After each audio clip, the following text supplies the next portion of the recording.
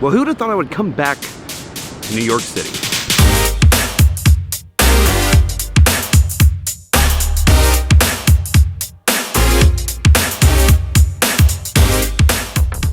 So we are headed to Brooklyn today. You ready? I'm so ready! We're here in New York City, having fun, seeing some friends. Nolan just spent $50 on clothes. How do you feel? Broke.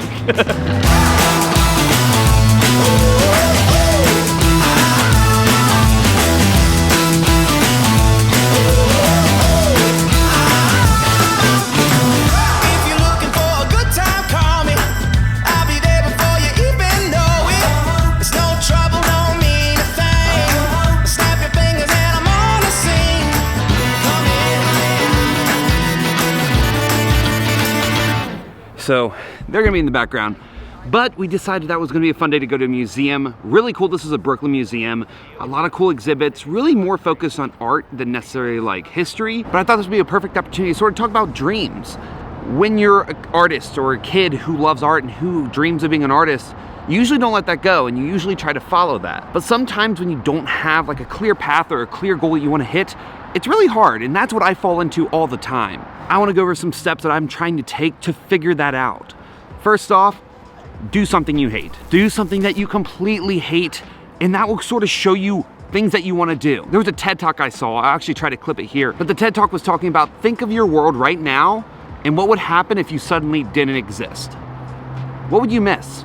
What would you wish you did that you didn't do? Take this moment and think about all the different things in your life that you love doing, but you sometimes don't even realize it. For me, it's traveling. I love traveling, I love doing that, but I also love creating and just telling stories. I know those two things, if I can keep doing them, will be a part of my final career and will be a part of my life. That's not the full picture. Everyone can say, oh, I like going to the movies, so I should be a movie reviewer or whatever. But you need to figure out a tangible way that this can work into your life. And so the next thing is to look back at your life and look at all the different experiences that you've had and find the one that made you the happiest. For me, honestly, there's many different things I can think of, whether it was my first video I created or getting to film this certain wedding or certain video. Those things stand out to me keenly. But what you need to do is think about those specific happy moments in your life and how can you recreate them. Doing this and combining it with the stuff that you will miss sort of will give you a clearer path as to what you want to do. And so that's step number 2, is to sort of find the happiest moments in your life and try to replicate them. And the last thing is to sort of assess your own talents. What are you good at? Sometimes what you're good at isn't what you love to do, but you sort of have to remember that. You sort of have to take a moment and realize, hey, like the thing I love doing, the thing that makes me happy, might not be something I'm good at. So think about the stuff that you're good at. If you're good at math, you're good at numbers, maybe an accountant, or like me, good at video and stuff, maybe a videographer. Find things that you are good at. You don't automatically have to be like, oh, because I'm good at being an accountant, I should be an accountant. If that doesn't make you happy, that's not your dream. That might be a means to an end and it might be a way to make money, but it's not your dream for life. So what you should do is you take that moment, you should take that, mix it with the other two, and use that to sort of help define what your end goal is. Because whoa! Katie scared me. But your end goal shouldn't just be about what you're good at. It shouldn't just be what you love. It should be a mixture of all of that. Find something that you love to do, you can't live without, and something that you're kind of good at or you can start to get better at.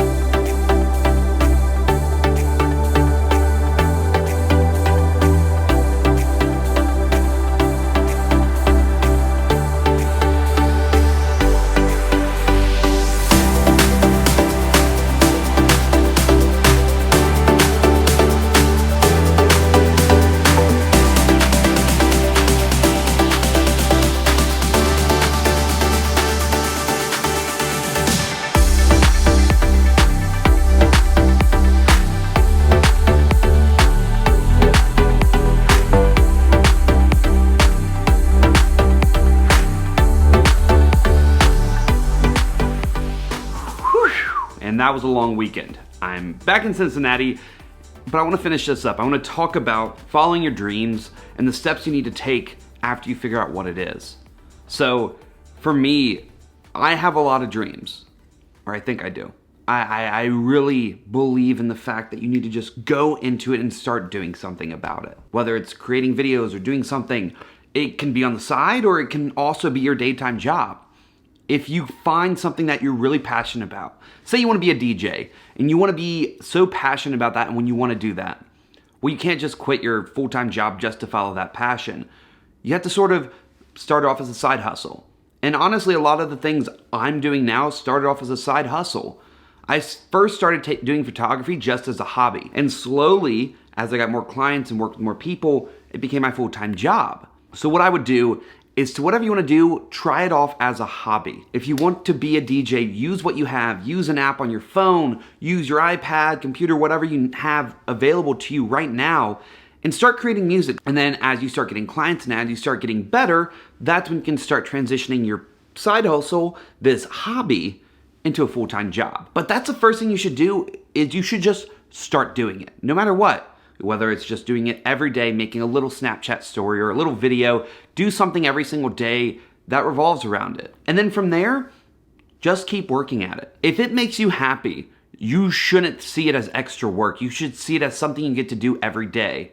So instead of watching that 30 minutes of TV every night, do you draw or practice being a DJ or take photos. Spend time doing something that you actually enjoy.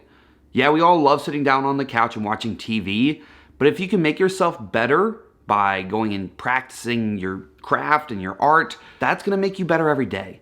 And that should be what you strive for. Because if you can get better every day, eventually that's gonna snowball into a full-time career doing something that you love. But that's about it. That's in a nutshell, that's what I believe following your dream means. The first thing is figuring out what is your dream. Take those steps and focus on what you actually want to do. I mean, for me, it keeps evolving every day. I still don't know exactly what that end goal is, but I'm along for the ride, and I'm excited to see all the twists and turns that I take and the different opportunities I get. I mean, this week I'm actually headed to DC for a photo shoot, which is awesome. So I'm really excited for that, but I'm also excited for the future to see what other things I get to do. Thank you guys for watching. I hope you guys got some information out of this. If you have any more tips or tricks, please leave them down below. I know I would appreciate them, and anybody watching this would appreciate them. Other than that, thanks for watching, and I'll see you in the next one.